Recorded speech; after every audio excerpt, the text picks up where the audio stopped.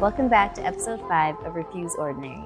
Today with me, I have Lisa Bowers, a teacher at the School of Transformation, and we're going to be talking about giving your life away. So, this is kind of a big topic. It is. The term give your life away, we talk about that quite a bit here at school. For me, I hadn't really heard that term before coming here, even though I grew up in a church. And so what does that mean to give your life away? And what's the importance of that? Yeah, I hadn't either, really. I mean, I think there's different things that people say in Christianity that might be similar to that. But I think that give your life away statement really embodies everything that Jesus has asked us to do when he's given us our Christian instructions, per se. Okay. And so for me and for what I've seen in the Father's house and the School of Transformation, it is one of our core message points because it's so important to know that the ability to give of yourself in a situation, whether you want to or you don't, really is embodied in that sentence. Give your life away. Well, sometimes I don't feel like giving my life away, right? But here, what we do is we allow Jesus to come and fill our life. We were old, now we're new, right? In the Christian life. And so now we just allow him to work through us and be able to serve the needs in front of us like he's asked.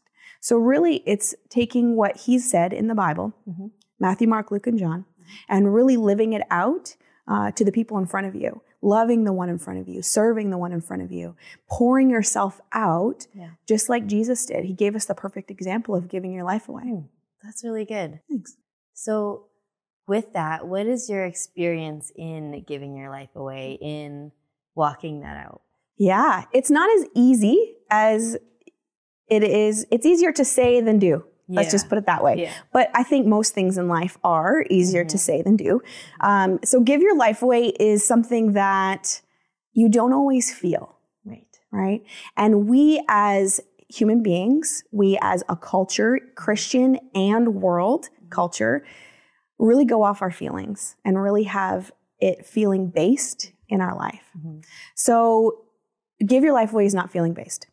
So it's not that you don't have emotions. It's not that you don't have feelings, but it's doing the things Jesus has asked you, whether you're having a good day or a bad day. Right? It's walking out, serving the one in front of you, loving the one in front of you, giving yourself to the one in front of you, whether you want to or you don't. It's the choice that you make because it's based out of relationship and love and not out of duty and service. And I think that's where we can get thrown off a little bit. That's where we can kind of head down the wrong road. Believe me, there are tons of times, you know, in my Christianity, in my walk with the Father's house, which is almost 20 years, it has been up and down of learning again and again and again what give your life away truly means. So I know a lot of your story, but for those listening and watching, what is some of your story with coming to the Father's house and doing ministry for the last, you said 20 years. I've known the people of the Father's house and the Father's house church for 20 years of my life, which is so fun. And I was 20 when I showed up. I had met Nicole Wallace, who was one of our pastors. I had met her in the School of Ministry in Toronto. And she just said to me, you know, on your journey with the Lord, come to California, come to the Father's house. We'll always have a place for you. And I had these grand dreams of going to Africa or India or like just some place where there's a third world country that I can serve at and love the kids or the people. And California was never really on that list for me. And then I got home and we were friends and I got home and I just didn't know what to do. And I didn't know where to start. I knew I needed to start somewhere with Jesus. I had been a Christian my whole life, but really at age 19, I really had a transformation experience that really set me on the course. And I just didn't know what to do with that after. And so Nicole called me up one day and just said, listen, I have 40 kids that sit on my lawn every day. Would you come and be the very first intern with me Okay. So I came at 20 years old, the very first intern 20 years ago. And it was amazing. I was changing lives. I was transforming the world in front of me. And it was this incredible high because it's always, I think it's built in us as people to give. I think it's built in us as human beings because we're a reflection of Jesus and the Father and the Holy Spirit to give of ourselves. And so it was thrilling. It was exciting. It was fun. And to be the creators and the co-creators with Steve and Vicki of what the Father's House is now is just an honor and a privilege. But it took just one yes.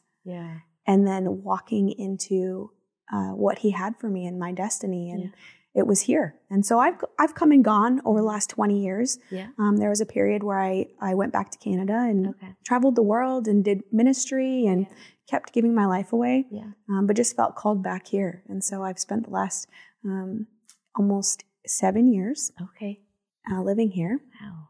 Yeah, and back here and serving and loving and giving my life away. Yeah. I love what you said about it's like built in us too, because God is in us and it's like we're created in His image, and so it's built in us. So a big question with this topic of giving your life away is what about burnout, and what about setting boundaries for self-care and the whole faith and works thing? So what's your take on that? That is one that is full of confusion, I think. I think some of us get so locked into the world system versus Christianity, and sometimes they look similar, and I don't think they should. I think that the reason that we fall back as Christians into self-care, into what about me, what I need, is because we're comparing ourselves to what the world is saying. I don't think that we should even compare. Because comparison just kind of deteriorates things in our life, right? It doesn't give the true value and love of what Jesus came to do. It's fullness in our life. But it actually corrodes it. And so being able just to look at Him and say, whatever you have for me, whatever you have for my family, whatever I have for me, that's what I want to do. That's what I want to go after. Not looking to the right or to the left. But just allowing the give your life away statement to embody your Christianity. Jesus actually left us a really good example, and it's challenging because we want to be able to be the selfish individuals that say, what about me? What about me? What about me? Well, when we said yes to Jesus, it became about Him and not about us. But He also left us an example of how to get filled up, how to do self-care. And really, it's getting in His presence. It's really getting in His face on some things, allowing Him to really fill you, allowing yourself to meet the Father and engage with Him, allowing Jesus to be able to just wrap His truth around you. But I think that where we get swayed and turned a little bit is when we start looking at what the world does for self-care, what the world does to fill themselves up. And it's very different in Christianity, in my opinion. If you get tired, okay, well, take a vacation. Right? It's not that you can never take a vacation. I think the Father loves when you spend time with the family, when you spend time with your friends, when you get filled up with relationship and connection. He built us for that. But He also built us to be able to fall back into His arms, to allow the Holy Spirit to really just fill you up from the inside and just bubble over, where you can pour yourself out, because that's the place it's coming from. It's not coming from what I can give. It's coming from what He's giving me to give out. And if we can really grab a hold of that, I don't think burnout will happen. I think there's going to be an element where you're going to have to fight through feelings again. And we're back to the feelings thing, where feelings sometimes dictate and really steer our Christianity. And it's really not about that. And so it's just allowing Him to come and just fill us and then give out of that place. We treat Him a little bit like a vending machine. You know, I gave you this, therefore, what do I get? And He has given it to us already. He gave us Jesus. And He didn't stop there, but that's where He started. right? And so then we have the ability to stop treating him like a transaction. Yeah.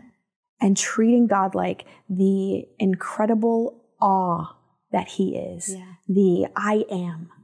The largeness of God that can fill my itty bitty thinking space. Yeah. Right? All the way through where I can give out of that place. Yeah. That's so good. I love that about it's not a transaction, that he's already given us all we need and we actually get to give out of that. Yeah. So for those listening and watching, what are like practical ways that people can walk this out from where they're at right now? Yeah, that's really good. I think practically the things that you can do right now to give your life away is to grab an extra loaf of bread, some peanut butter and jam, and make some sandwiches up and go find people in need. If you know where they are, go to them. You know, you might not have the resources to start a whole ministry, but we didn't either. And 20 years ago, that's where we started. We started with the things that we had. We were faithful with a little, and he gave us more. And so I think that's where you need to start, is the mindset that you need to kind of transform the mindset of, I have to start this grand ministry. No, we start with the little things. We have a cookie ministry. So bake some cookies and go hand them out. We have this incredible ministry that we did and that we do, and it's transforming lives. And it starts with a cookie, right? It's simple. And I don't think it needs to be complicated. I think he loves the simplicity of it, of just how can I give what I have? A thing that he brought up with me recently was he just kept saying to me, do you want me to meet you in heaven and show you all the people that you missed? Wow. Because I gave you the opportunity. And they might have been missed by you, but I had to then have somebody else go in. Like he just kind of was unraveling that for me and just kind of opening my eyes. And for me, it was a wake-up call of like, I actually don't want to miss what he's doing. I don't want to miss it with my selfishness. I don't want to miss it with my me, I's, my insecurities, my feeling less than or feeling insecure or shy. I want to do what he's asked me to do, and I don't want to argue with him. Right? I want to be able to give my life away without complaint. And that's kind of the wrestling. But being able to start where you are is really key. A little bit or a lot. What can I do today to activate that? Give your life away. And I think it's just starting with what you have. If you have time, give that. If you have resources like a car, figure out how to give that. If you know ministries in your area or in your city, go and ask, how can I help you? Where can I serve you? How can I love you? What do you need? And if you can fulfill those needs, do it. I think it just starts with the obedience of saying yes. I know that's what happened for me. It's just saying yes to coming here. And then we said yes to the little things, and then they became bigger things. That's awesome. Thank you so much. I feel like that's both challenging, but also very encouraging. It's giving out of what he's given already and out of relationship. And it actually can be really exciting to partner with Jesus in giving our lives away. It should be. It should be the exciting time of our lives. That's so good. Thank you. You're welcome. So join us next week on our final episode of Refuse Ordinary, where we'll be talking about vision. Thank you so much for joining us at Refuse Ordinary. I hope that it was both challenging and inspiring in your walk with Jesus. If you have any questions at all, please comment below. We would love to hear from you.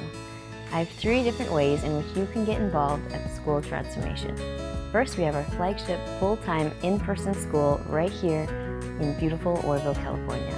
Next, I have School of Transformation Light, which offers part-time modules, in-person and online on Sunday mornings. Last but not least, I have School of Transformation Light on the Move, which distills all the topics and teachings of the school into a video series, which means that you can watch it wherever you are. This is going to be launching very soon. If you have any questions or would like more information on any of these options for school, please head to transformationschool.org.